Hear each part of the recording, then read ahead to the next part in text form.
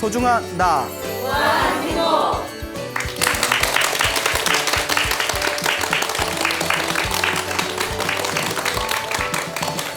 예, 만나서 반갑습니다.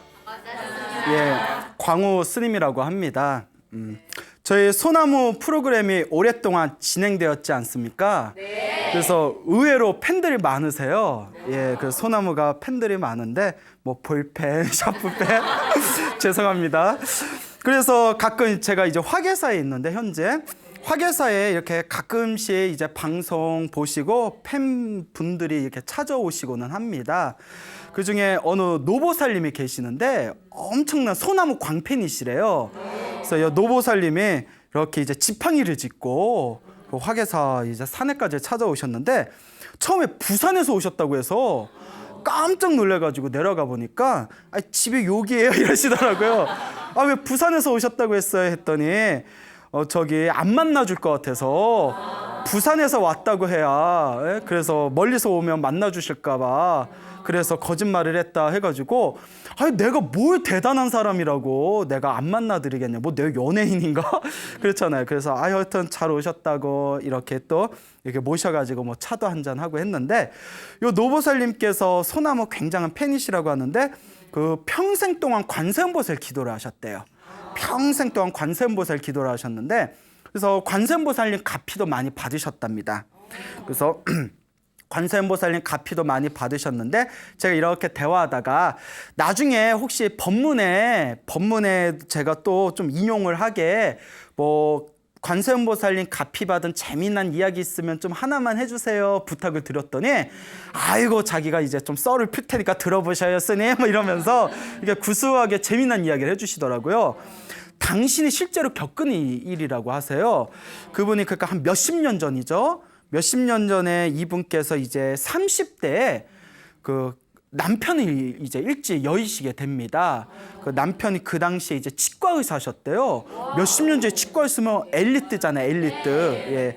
그 엘리트신데 그 어떻게 뭐 전생에 어떤 어변이 있었는지 당신 나이 30대에 이제 남편이 일찍 세상을 떠났는데 남편 장례식을 치르고 나서 여기 그 왼쪽인가 여기 골반으로 해가지고 그 왼쪽 옆구리하고 그냥 허벅다리하고 골반이 완전히 그 마비된 것처럼 딱 굳어버리더니 엄청난 통증이 느껴지더래요. 그래서 남편 잃은 것도 서러워 죽겠는데 몸이 또 너무 아파가지고 그래서 그 당시 유명하다는 그 침술집에 가서 한의원에 가서 침도 맞고 약도 먹었는데 의사가 뭐라 하던데 뭐 자기는 무슨 말인지 잘 못 알아듣겠더래요. 하여튼 뭐 치료를 받으면 풀린다 이러는데 일주일 동안 계속 아파서 자리에 들어 누웠대요. 근데 얼마나 아픈지 완전히 이제 오른쪽에 다 왼쪽에 다 마비가 돼가지고 오른쪽인지 왼쪽인지 저도 헷갈리네요. 하여튼 한쪽에 다 마비가 돼가지고 자리에서 일어나지도 못하고 화장실도 제대로 못 가겠고 밥도 못 해 먹고 일주일 동안은 그렇게 자리에 누워 있으니까 온갖 서러움이 밀려오더래요. 막 서러움이 밀려오다. 그렇잖아요. 남편도 일찍 잃고 몸까지 아파버리니까 사람이 얼마나 서럽겠어요. 그래서 너무나 서럽고 너무나 힘들고 아파서 그때 초저녁이었답니다. 초저녁에 자 계속 관세음보살 기도를 했대요. 관세음보살 하다가 너무나 서러워서 울음이 폭발해 버렸대요. 그래서 대성통곡을 하는데 옛날엔 집들이 방음이 잘 안 됐잖아요. 그 남편 일찍 잃은 젊은 여인네가 그 해가 졌는데 엉엉 울고 있으면 이웃 사람들이 흉볼까 봐 그때 더운 날에 이불을 푹 뒤집어 쓰고 팔에다가 이를 악물고 엉엉 울면서 대성통곡을 하면서 이불 뒤집어 쓰고 울음소리가 밖에 안 나가게 관세음보살 외치면서 막 울부짖으셨대요. 관세음보살 부를 때 정말 엄마 부르듯이 엄마 하고 부르듯이 관세음보살 부르면서 너무너무 서러워서 펑펑 울으면서 연부를 하다가 깜빡 잠에 들었답니다. 깜빡 잠에 드셨는데 이분께서 이제 꿈을 꾸시는데 그 짧은 순간에 어떤 꿈을 꿨냐면 그 옛날에 여러분 조계사라고 아시죠? 네. 예, 저 조계 가면 조계사라고 있잖아요. 그 조계사에 자기가 조계사 법당 안에 싹 들어가는 꿈을 꿨대요. 옛날 한 몇십 년 전에. 지금 조계사하고는 좀 법당이 틀리겠죠? 옛날 그 조계사의 큰 대웅전에 자기가 싹 들어갔는데 조계사 대웅전에 신도들이 꽉 차가지고 열심히 기도를 하고 있고 그 신도들 가운데 웬 키가 조그만 비구니 스님이 회초리를 들고 회초리를 막 휘두르면서 지나다니시더래요. 그래서 막 휘두르면서 비구니 스님이 저기서 기도 안 하고 떠드는 신도들이 있으면 가가지고 그 키가 작은 비구니 스님이 회초리로 그 떠드는 신도들을 막 등짝을 후려치면서 왜 기도는 안 하고 왜 떠드냐고, 법당에서 왜 딴짓하냐고 막 이렇게 혼을 내고 다니더래요. 그래서 속으로 비구니 스님 무섭다 이러고 이제 족에서 법당에 가만히 앉아 있는데 옆에 나이가 드신 노보살님이 애기보살 이렇게 부르더래요. 원래 절집에서는 나이가 많으신 그런 어르신들이 많아서 나이가 젊은 여성 신도를 애기보살 이렇게 부르는 어떤 언어적인 그 문화가 있거든요. 그 자기가 그때 30대였으니까 애기보살 불러서 이렇게 쳐다보니까 아이고 법당에 왔으면 부처님한테 초나 향이라도 좀 올리지 왜 안 올리고 가만히 있냐 이러니까 그거 꿈속이잖아요. 그래서 자기 봤는데 초도 없고 향도 없더래요. 그냥 깜빡 놓고 왔어요 하고 꿈에서 그렇게 대답을 했대요. 제가 그냥 놓고 왔어요. 그리고 이렇게 기도하려고 했는데 그 노보살님하고 대화하고 있는 걸 비구니스님한테 들켰대요. 그 비구니스님이 회초리 들고 막 쫓아오시면서 기도는 안 하고 왜 떠들어 하면서 회초리로 자기 아픈 데 있잖아요. 골반을 세 대를 있는 힘껏 우리 그 영어로는 풀 스윙이라고 하죠. 발음이 저질 발음이라서 풀 스윙으로, 물론 노보살님이 그런 표현 안 쓰셨지만 있는 힘껏 그냥 세 대를 후려치더래요. 아픈 데만 골라서. 꿈인데도 너무 아파가지고 꿈인데도 자지러지게 아프면서 갑자기 또 서럽더래요. 때려도 아픈 데만 골라 때리냐고 막 울면서 너무 서러워가지고 꿈속에서도 꿈에서도 아파 죽겠는데 꿈에서도 때려도 어떻게 아픈 데만 골라 때리냐고 하고 막 서러워서 막 울다가 잠에서 딱 깼답니다. 잠에서 딱 깼는데 이불을 푹 눌러서 뒤집어 쓴 채 막 눈물을 흘려가지고 막 눈물 콧물이 얼굴에 범벅이 되고 땀 범벅이 돼서 자리에서 이렇게 이제 일어났대요. 근데 꿈이 범상치가 않더래요. 그리고 꿈에서 그 세대 맞은 자리가 얼얼하시더래요. 실제로 맞은 것처럼 얼얼한데 순간 몽중가피가 생각나더랍니다. 몽중가피가 기도를 열심히 하며 꿈에 불보살님이 나타나셔서 이렇게 가피를 은혜를 주시는 것을 몽중가피라고 해요. 꿈몽자를 써서. 그래서 그때 딱 확신이 드셨대요. 이게 스님들이 말하는 몽중가피인가 보다. 꿈에서 내가 이렇게 몸이 아픈 거는 내가 업장인데 꿈에서 내 업장을 후려쳐 주신 거다. 딱 그런 확신이 들었는데 아니나 다를까 그렇게 아프던 게 하루가 지나니까 통증이 사라지고 통증이 싹 사라졌대요. 귀신같이. 이틀이 지나니까 마비가 풀리고 딱 그 꿈을 꾸고 사흘째 되는 날 완전히 정상으로 돌아왔대요. 믿습니까 여러분? 믿습니까? 그 보살님께서 저한테 직접 해주신 얘기예요. 제가 이 이야기를 듣고 저도 너무 막 환희심이 들어가지고 정말 이 연불과 기도의 힘은 무시할 수가 없구나. 그래서 그 노보살님이 자기가 겪은 여러 가지 그 경험 중에 또 가장 기억나는 그런 몽중가피였다. 또 이런 말씀을 해주셨습니다. 정말 너무나 신비롭지 않습니까? 그래서 이런 이야기가 우리 주변의 많은 불자분들, 기도를 열심히 하시는 불자분들은 다 이렇게 자신만의 가피를 받은 이야기들이 있습니다. 그러니까 기도를 시작하시는 분들은 물론 우리가 그런 어떤 신비한 기적을 바라서 기도하면 절대 안 됩니다. 그런 것도 집착이 되기 때문에 기도의 진정한 의미는 내 업장을 소멸하고 내 선업을 증장시키고 그리고 제일 중요한 거는 내 마음을 편안하게 다스리기 위해서 기도를 하는 거지 그런 신비한 기적을 바라는 것이 기도의 본질은 아니지만 열심히 기도하다 보면 내가 바라지 않아도 그렇게 은은한 불보살님의 가피를 몸으로 체험할 때가 있습니다. 그러니까 여러분들도 힘들고 답답할 때 너무나 원망하는 마음을 갖지 마시고 이 모든 게 내 업본가 보다 생각하시고 한번 열심히 기도를 해보시기 바랍니다. 한 17년 전쯤이죠. 거의 한 20년이 다 돼가는데 한 17년 전에 이제 세상을 떠나신 그 탄성 스님이라는 큰 스님이 계셨습니다. 법명이 이제 탄자 성자 탄성 큰 스님이라고 계셨는데 이 탄성 스님께서 당신이 직접 경험하고 옆에서 목격한 그런 어떤 기도 영험담이 있습니다. 그래서 신도분들한테 이제 자주 법문하신 내용인데 굉장히 내용이 재밌기 때문에 오늘 제가 또 이 이야기를 한번 소개해 드릴까 합니다. 이 탄성 스님께서 젊었을 적에 이제 6.25 한국전쟁이 터집니다. 그래서 공산당한테 이제 붙잡히시게 되셨어요. 공산당한테 붙잡혔는데 이분이 그때 계룡산 밑에 그 계룡산 밑에 계룡면이라고 있었나 봐요. 계룡면 면소재지, 그러니까 지금 아마 면사무소 정도 되겠죠.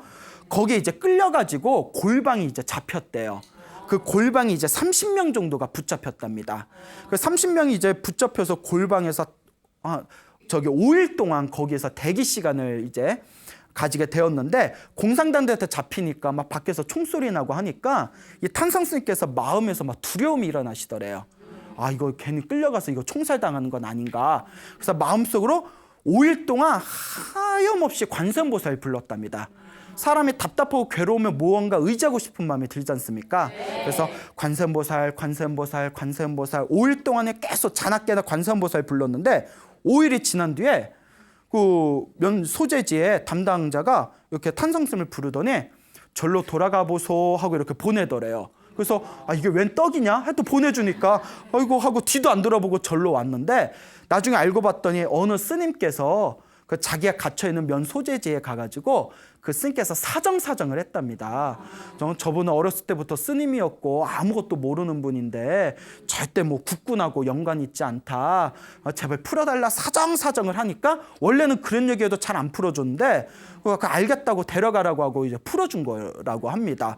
그때 탄성 스님께서 이렇게 풀려나고 나서 바로 그 다음 날 6일째 되는 날 그 30명 같이 있던 30명을 그 차에다 태워가지고 공주 있죠. 그 계룡산 옆에 또 공주까지 가가지고 공주에서 30명을 모두 총살을 시켰답니다. 탄성스님이 그 얘기를 딱 듣는 순간 온몸에 축축하게 땀이 젖어가지고 하루만 늦었어도 어떻게 될 뻔했다? 하루만 늦었어도 나도 공주에 끌려가가지고 총살당할 뻔했구나. 그 온몸에 소름이 쫙 돋았대요. 그래서 내가 그 하루를 남겨놓고 5일 만에 그래도 이렇게 그냥 무사하게 방명된 것은 내가 5일 동안 열심히 관세음보살을 외워가지고 관세음보살님이 도와주신 건가 보다 이런 이제 생각을 일으키셨다고 합니다. 근데 더 기적 같은 것은 그때 공주에 가서 끌려간 그 총살당한 30명 중에 한 명이 기적같이 살아났대요. 그 한 명이 기적같이 살아났는데 이 이야기가 뭐냐면 그 계룡산에 갑사라는 절이 있습니다. 가보셨어요? 갑사?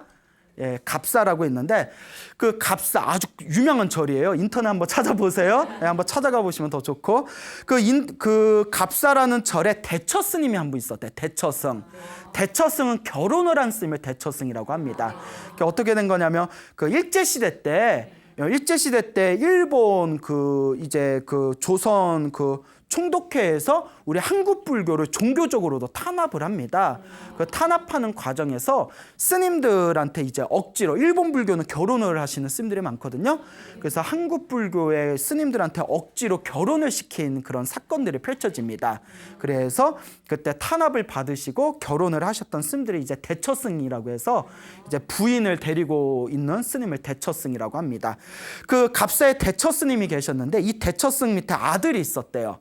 아들이 그때 탄성 스님이 끌려갔던 계룡면 면소재지에 30명 중에 한 명이었고 그 자기는 나오고 나서 그 다음날 그 30명이 같이 차에 타서 공주에 가가지고 총살을 당하셨대요. 총살을 당했는데 근데 이 총살을 이제 30명을 세워놓고 다다다다다다 총을 쐈는데 이분이 이제 총을 맞고 기절을 했대요. 총을 맞고 기절을 했는데 6발을 맞았대요. 6발. 그런데 총을 6발을 맞고 눈을 떴는데 눈을 이렇게 떠봤더니 주변에 다 피범벅이고 사람들이 죽어있고 자기가 시체 더미에서 이렇게 눈을 떠서 일어난 거예요. 내가 살았나 죽었나. 그래서 이 몸을 봤는데 몸에 다 피범벅이잖아요. 자세히 봤더니 6발이 다 살갗만 스쳐갔더래요. 6발이 다 살갗만. 그것도 기적이죠. 어떻게 따발총으로 막 쐈는데 30명이 다 죽어 넘어간데 6발이 어떻게 살갗만 다 피해가요. 그래서 어쨌거나 이제 그 틈을 이용해가지고 밤에 몰래 걸어서 그 아버지가 걔는 갑사까지 딱 왔답니다. 그래서 갑사에 딱 와봤더니 아버지가 아들이 끌려가니까 5일 동안 잠을 자지 않고 법당에서 관세음보살을 불렀다는 거예요. 관세음보살님, 우리 아들 좀 제발 좀 살려주십시오. 관세음보살님, 관세음보살님. 5일 동안 계속 기도를 하다가 이제 6일째 되는 날 공주에서 이제 총살을 당하고는, 그 총살을 당한 30명 중에서 그 대처 스님의 아들 하나만 기적같이 살아가지고 그 갑사절의 아버지를 만나러 온 겁니다. 이것을 탄성스님이 옆에서 다 목격하신 거래요. 그러니까 담신도 감탄하면서 생각해 보세요. 어떻게 6발이 다다다다다 맞았는데 그게 다 이렇게 다 피해갔겠어요. 이런 걸 보면 정말 이 관세음보살님이나 불보살님을 향한 간절한 기도는 이와 같이 기적과 같은 신비한 힘을 일으키는구나라는 것을 경험하시게 되었다고 합니다. 그 탄성스님이 또 이야기를 하나 더 해주셨는데, 그 30명 중에 대학생이 한 명 있었답니다. 근데 그때 그 면소재지에 30명이 이렇게 거기에 갇혀가지고 5일 동안 거기에 머물다가 6일째 되는 날 이제 다 총살당했다고 했잖아요. 근데 탄성스님은 5일째 되는 그 총살당하기 전날에 방면이 됐고, 그 30명 중에 대학생이 있었는데 대학생은 들어와서 얼마 안 돼가지고 갑자기 어머님이 돌아가셨다라는 그 부음장이 나온 거예요. 그러니까 공상당인데 지들도 양심은 있었는지 엄마가 죽었다니까 너 그 집에 가봐 하고 풀어줬대요. 집에 하고 가서 풀어줬는데 그 대학생이 어머니가 돌아가셨다니까 황급하게 집에 왔더니 집에 가보니까 어머니가 관세음 하염없이 우리 아들 좀 살려달라고 관세음보살 부르면서 숨을 거두셨다는 거예요. 그러니까 어머니의 영혼이 아들을 살렸다는 이야기인데, 더 놀라운 게 일단 아들이 2명이 있었는데 첫째 아들은 그 대전교도소에 공상당에 수감이 되어 있는 상황이었고, 둘째 아들 대학생은 그 면소재지에 그 30명 사이에 그 틈 속에서 같이 방에 갇혀 있는 상황이었다고 합니다. 근데 이 어머님께서 계룡산에 신원사라는 절이 있어요. 신원사 절에 있는 신도분이었는데, 신원사에서 그냥 우리 아들 좀 제발 살려주십시오 하고 기도하다가 숨을 거두셨는데, 어머니가 돌아가셨다는 이야기를 듣고 그 면소재지에 있는 그 아들은 엄마한테 가보라고 장례식이나 치르라고 풀어줬답니다. 그런 거 보면 그 공상당들도 일말의 양심은 있었나 봐요. 그리고 첫째 아들이 대전교도소에 gat혀 있었다고 했잖아요.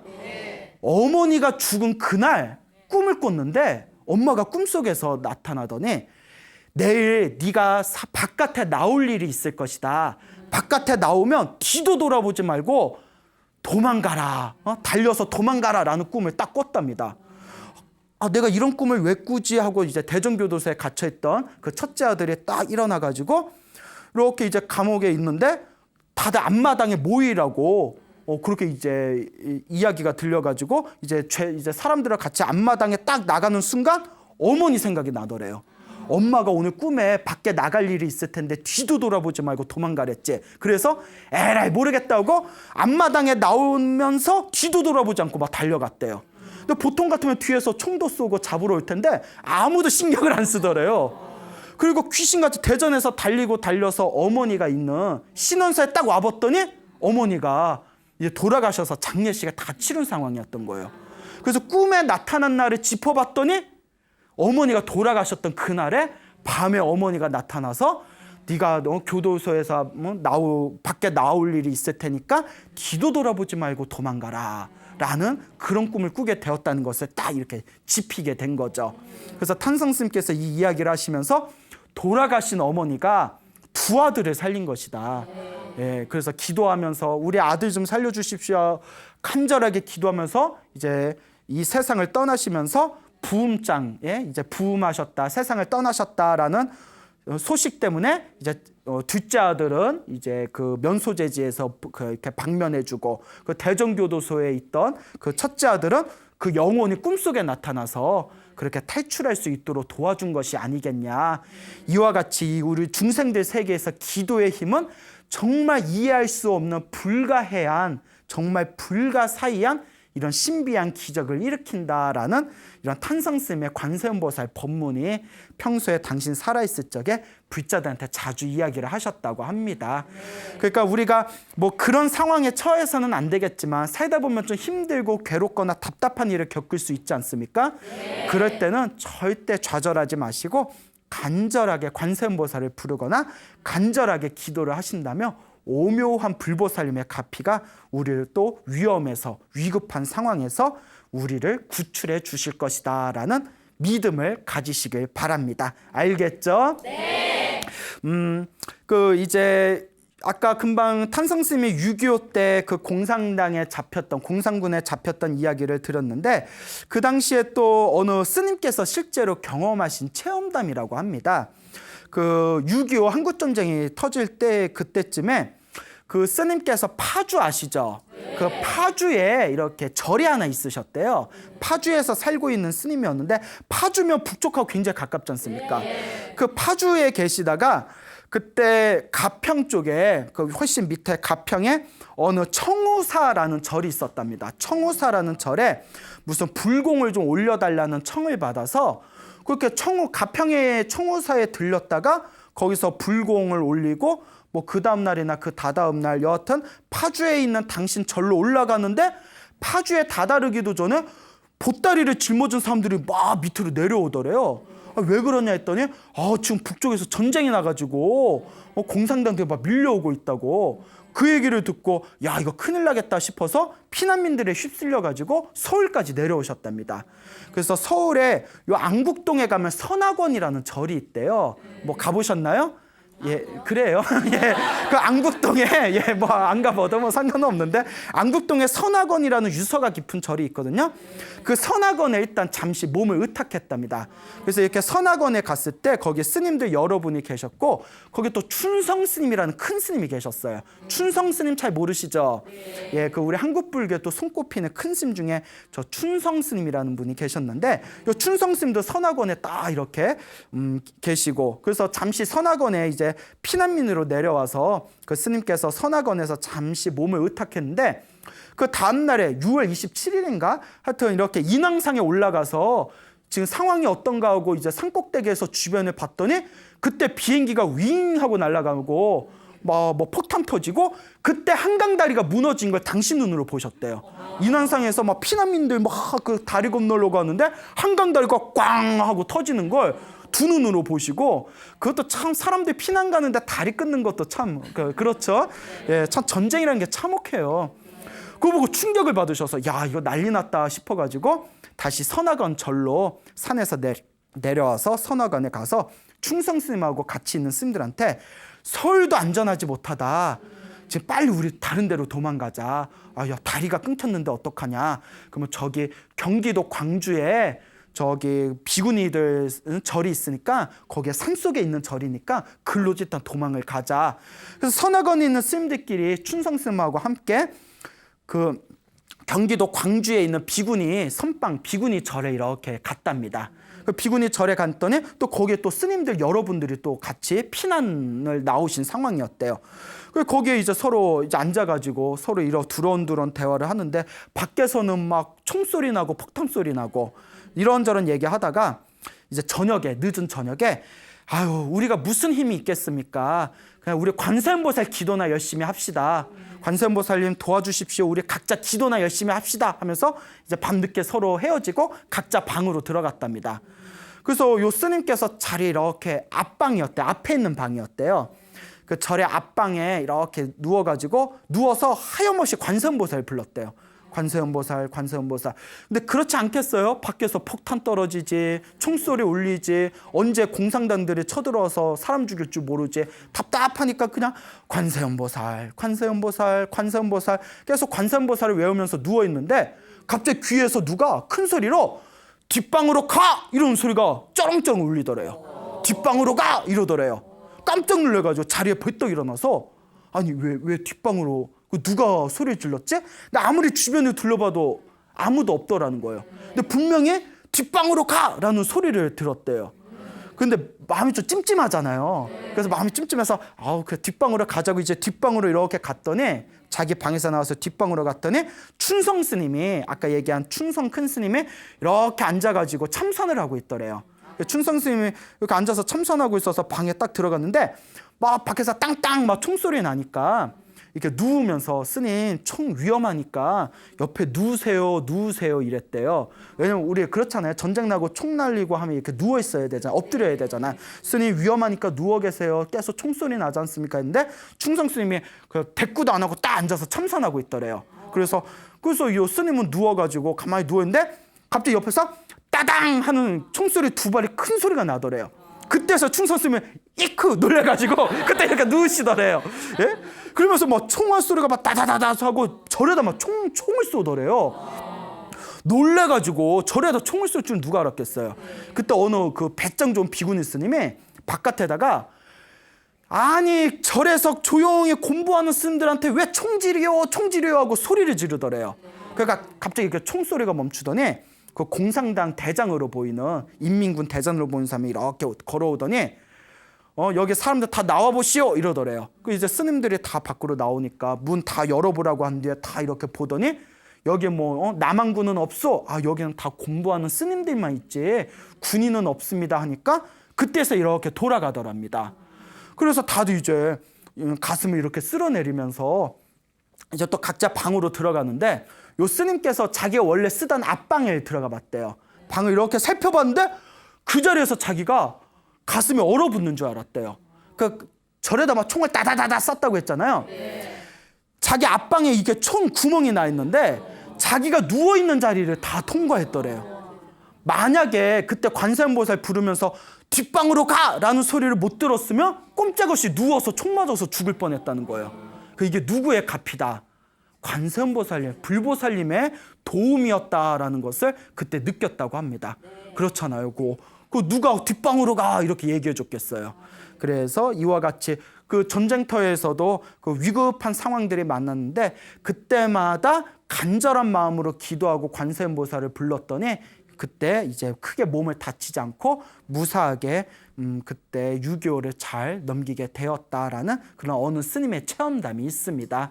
그러니까 우리가 이렇게 힘들고 답답하고 위급한 상황이 있을 때 물론 여러분들 그런 상황이 처음엔 안 되겠지만 사람 삶이 어떻게 될지 모르잖아요. 그럴 때 주저하지 말고 간절하게 관세음보살 부르시기 바랍니다. 믿져야 본전이라는 얘기 있지 않습니까? 그렇죠. 안 부르면 관세음보살님이 아예 안 도와주시지만 정말 간절하게 부르면 혹시 압니까? 일말의 희망이라도 나타나게 될지. 자, 그래서 또 이와 관련된 재미난 얘기가 있습니다. 여러분 우리 저 송파 석촌동 그 석촌호수에 가면 불광사라는 그 큰 절이 있어요. 들어보셨죠? 그 불광사를 창건하신 스님이 광덕스님이라고 계세요. 아주 조계종의 큰 스님이신데 오래전에 세상을 떠나셨죠. 이 광덕스님께서 직접 들으신 이야기라고 합니다. 이 광덕스님께서 이제 서울에서 포교 생활을 하고 계실 때 어느 그 군인 출신, 그러니까 몇십 년 전이죠. 6.25가 끝나고 한 70년대에 군인 출신의 신도들, 불자들이 이렇게 찾아왔대요. 광덕스님하고 대화를 하다가 그중에 어느 군인 출신인 어떤 분이 자기가 겪은 신비한 이야기를 해주더랍니다. 스님, 제가 군인이었을 때 공산당의 인민군의 포로가 됐는데 관세음보살님 기도를 해가지고 제가 무사하게 탈출한 경험이 있습니다. 이러는 거예요. 그래서 그게 어떤 경험입니까? 하고 이제 광덕스님께서 질문을 던지니까 이제 6.25 전쟁이 터져가지고 그날 자기가 중이었답니다. 이제 국군 이제 장교로서 이제 전쟁터에 나가서 싸우다가 교전을 하다가 그만 공산군에 북한군에 잡히게 되셨대요. 그래서 저쪽 후방 쪽에 있는 전방도 아니고 후방 깊숙이 있는 북한 땅에 이제 포로 수용소에 이제 끌려가게 됐는데 몇 번 신문을 하더니 그 뒤로는 가타부타 말이 없이 자기를 창고에다 그냥 집어 던져놓고 몇 날 며칠 동안 수용소에서 전혀 아무런 그런 기별이 없었답니다. 그래서 마음속에 막 불안하잖아요. 이거 나를 내일 죽일려나 내일 모레 죽일려나 아니면 오늘 저녁에 죽일려나. 그러면 정말 사람이 가장 스트레스 받는 게 그런 얘기가 있어요. 차라리 내가 사형당할 날이 언젠지 정확히 알면 마음의 정리라도 한대요. 근데 언제 죽을지 모르면 속이 바싹바싹한데요. 그러니까 정말 그런 게 이제 반복되면 극심한 스트레스 때문에 공황장애 걸리고 그러잖아요. 막 멘탈이 붕괴되고 너무나 힘들고 괴로워서 막 그냥 온몸에 불안, 초조감으로 하루하루가 지옥 같더래요. 내가 어떻게 해야 살 수 있을까? 내가 죽을 날짜라도 알면 좋을 텐데 방법이 없을까? 고민하다가 문득 관세음보살이 생각나더래요. 어렸을 때 집안이 불자 집안이었는데 어렸을 때 자기가 들은 얘기가, 부모님들이 이렇게 해주신 얘기가, 힘들고 괴롭고 위험한 상황에 빠졌을 때 관세음보살을 지극한 마음으로 부르면 관세음보살이 반드시 구해주신다라는 얘기가 그때 하필 딱 생각난 거예요. 그리고 한참을 고민했대요. 효과가 있을까 없을까, 될까 말까, 할까 말까, 엄청나게 고민을 했대요. 그 사람도 이제 평소에 절에 안 다녔던 사람이었기 때문에 아유, 관세음보살 부른다고 무슨 효과가 있겠어? 그래서 부를까 말까 고민하다가 사람이 너무나 극심한 고통과 어떤 절벽에 부딪히게 되면 무언가 막 의지하고 싶은 마음이 들지 않습니까? 네. 그래서 간절하게 관세음보살 불렀대요. 아침에 눈 뜨면 저녁에 잠들 때까지 오로지 관세음보살만 불렀대요. 제발 살려주십시오. 그런데 우리가 몸 편하고 마음 편안할 때 기도하면 사실 기도 집중이 잘 안 돼요. 네, 경험 있나 보네요. 네? 네. 세워라 내워라 관세음보살 세워라 내워라 이렇게 되는데 정말 위급하고 다급할 때는 사람이 집중이 엄청 잘 됩니다. 막 그냥 관세음보살 오로지 관세음보살뿐이 생각이 안 나요. 계속 몇 날 며칠을 관세음보살을 하염없이 불렀는데 문제가 뭐냐면 여러분들 기도 많이 해보신 분들 경험이 있겠지만 기도를 열심히 하면 당장 일이 잘 풀리냐 안 풀리냐를 떠나서 일단 마음이 편안해져요. 예, 기도해 보셨나 보네요. 예, 자, 기도를 하면 마음이 편안해진 게 있습니다. 그러니까 이 사람이 관세음보살을 몇 날 며칠 열심히 불렀더니 일단 불안감과 초조함이 사라지면서 마음이 편안해지고 숨통이 트여서 좋았대요. 일단 마음이 편안해져서 그때부터는 편안한 마음으로 그냥 감사한 마음으로 관세음보살을 몇 날 며칠을 불렀는데 어느 날 그 북한군 장교가 찾아왔대요. 북한군 장교가 딱 찾아오더니 그 국군 저기 포로한테 내가 가만히 당신을 지켜봤어 이러면서 당신 불교 신자지 이러더래요. 불교 신자지. 그러니까 원래 공산당들은 종교를 안 믿잖아요. 막 부르주아 어쩌고저쩌고 해가지고 그래서 뭐 대답을 못하고 막 머뭇머뭇거렸대요. 난 다 알고 있어 뭐 이러면서 내 며칠 후에 다시 찾아오겠어 이러면서 또 이렇게 가버리더래요. 그래서 뭐야 뭐 이러고 있는데 그런데 이제 또 며칠 후에 그 공산당 장교가 또 찾아와서 서로 이제 말을 트게 됐대요. 이 얘기 저 얘기 하면서 이제 서로 친해지게 됐는데 알고 봤더니 자기가 당시 불교 신자지 하고 알아챈 공산당 그 장교가 집안이 오랫동안 불자 집안이었다는 거예요. 그러니까 그 국군 포로가 맨날 뭐 중얼중얼 관세음보살 하니까 불자구나 하고 이제 뚫어본 거죠. 그리고 자기도 불교 신자다 하면서 나중에 속마음을 털어놓더랍니다. 실은 우리 집안 사람들 다들 월남했다. 가족들이 다 월남했고 내가 지금 북한군 장교지만 요 북한은 아닌 것 같다. 이거는 옳지 못하다. 어차피 가족들도 월남했으니 사실 나도 월남 계획이 있다. 내가 당신을 몰래 풀어줄 테니까 우리 같이 월남하자. 그 사람 또 국군 장교니까 또 자기하고 같이 월남하면 또 이렇게 또 대우를 받을 수 있지 않을까요? 그러니까 이런 대화를 다 한 뒤에 몇 날 며칠 내가 도와주겠다 해가지고 그 약속한 날짜가 되었을 때 북한군 옷을 가져왔대요. 북한군 옷을 가져와서 그 포로 수용소 옷 벗고 빨리 이걸로 갈아입으라고. 그래서 북한군 장교가 가져온 북한군 옷을 입고 몰래 이제 탈출을 해서 그 전망까지 가가지고 국군에 그 북한군 장교는 귀순을 하고 자기는 그렇게 무사히 탈출을 하게 되었다라는 이야기를 광덕스한테 이야기를 했답니다. 그리고 이와 같은 어떻게 보면 기적이잖아요. 그때 만약에 관세음보살 안 부르고 나 언제 죽어 나 죽기 싫어 언제 죽어 하면 그 사람하고 어떻게 만날 인연이 있었겠습니까? 계속 관세음보살 부르니까 그 불자였던 북한군 장교도 딱 알아채고 저렇게 불자면 내가 마음을 내가 믿고 의지하고 내가 그 귀순 계획을 털어놔도 되겠다라고 서로 인연이 딱 합치된 것이다. 이렇게 생각해 볼 수가 있겠죠. 그래서 이분께서 광덕스님한테 하는 이야기가 그 뒤로도 자기가 또 전쟁 중에 또 포로로 끌려가게 됐대요. 또 붙잡혀서 참 팔자도 드세요. 포로로 끌려갈 때는 차에 타서 포로 수용소로 끌려갈 때도 그냥 큰 소리로 관세음보살 불렀답니다. 관세음보살 큰 소리를 부르다가 거기서도 기적같이 탈출을 했답니다. 기적같이 탈출하고 그 뒤에 무슨 위급한 상황이 있을 때마다 간절하게 관세음보살을 부를 때마다 반드시 자기가 효과를 보았답니다. 그러면서 이분께서 광덕스님한테 스님, 제가 불교는 잘 모르지만 관세음보살은 100% 믿습니다. 이것은 제가 경험한 것입니다. 제가 체험한 것입니다.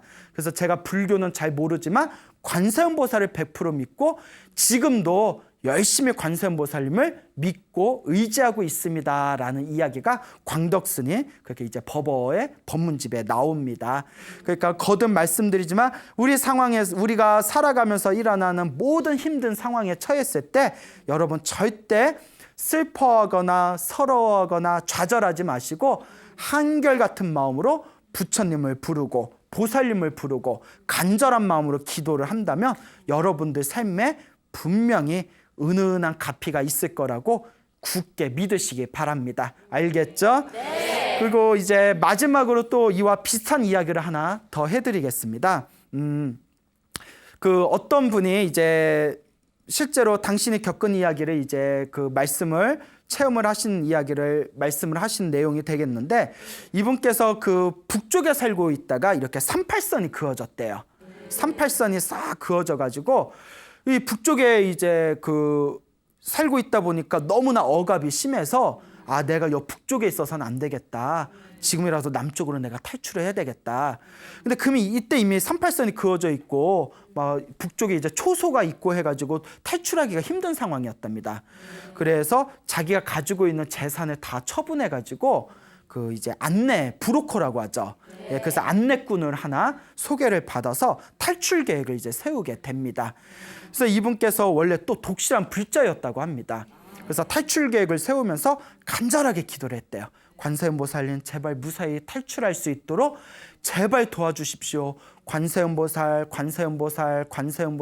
간절히 기도를 하면서 이제 탈출 계획을 세워가지고 이제 그 남쪽으로 이제 월남을 하기 위해서 길을 떠나게 됐는데 낮에 가다가 혹시 이제 초소에서 이제 38선을 지키는 그런 인민군에게 잡히면 목숨이 위험해지게 되니까 밤에 몰래 이제 계속 걸었답니다. 낮에는 몰래 쉬고 숨어 있다가 밤에는 계속 걸어가고 그래서 어디까지 왔냐면 그 안내꾼하고 약속되어진 38선 부분에 한탄강까지 왔대요. 한탄강 아세요?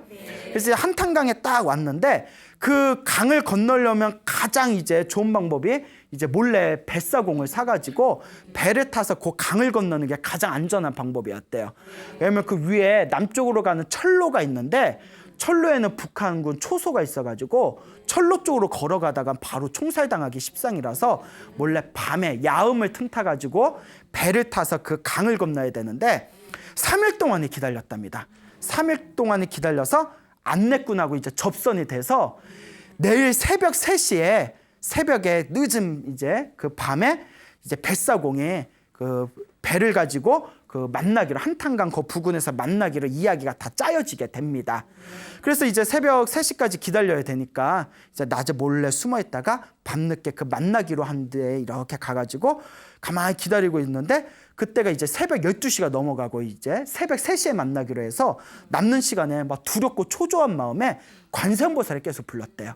관세음보살 부르다가 너무나 몸이 피곤하다 보니까 기다리다가 깜빡 잠이 들었대요.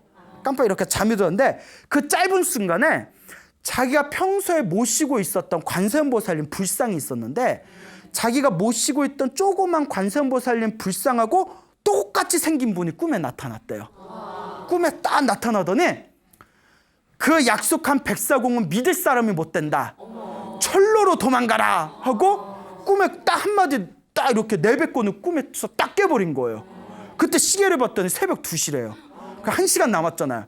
그때 뭐 엄청나게 갈등이 생깁니다. 분명히 꿈에 관세음보살님하고 똑같은 분이 나타나서 야, 그 뱃사공은 믿을 사람이 못 된다. 철로로 가라 했는데 철로는 또 철로가 굉장히 위험한, 거기에 초소가 있어가지고 굉장히 위험한 지역이거든요. 그러니까 고민이 되는 게 꿈을 따를 것인가. 근데 꿈이 자기가 착각일 수도 있잖아요. 이럴 때 얼마나 고민되겠어요. 꿈을 따를 것인가. 근데 또 꿈이 개꿈이야 무시하기에는 관세음보살님하고 똑같은 분이 나타나서 뱃사공은 위험하다 이래버리니까 1시간 내내 막 갈등이 때리는 거예요. 어떻게 해야 되지? 어떻게 해야 되지? 여러분들 같으면 어떻게 하시겠어요? 어떻게 하시겠어요? 고민되겠죠? 네. 이럴 때는 한 가지 방법뿐이 없습니다. 동전 던지기 하시든가 인생 어차피 한 방이야 막 이러면서.